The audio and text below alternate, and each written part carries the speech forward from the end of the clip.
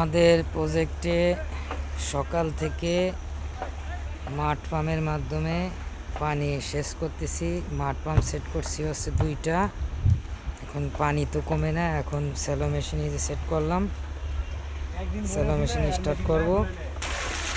আমাদের মাঠ পাম্প এই যে সকাল থেকে চলতেছে, এই 2টা মাঠ পাম্প একবারে সকাল থেকে চলতেছে, কিন্তু পানি হচ্ছে চতুর্দিক থেকে আমাদের প্রজেক্টের ভিতরে চলে আসতেছে, কারণ এখানে হলো বালুর পরিমাণটা বেশি।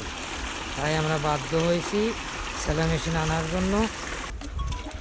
স্যালো মেশিন স্টার্ট করব, তো পানি দিয়ে লাইন ক্লিয়ার করতেছে।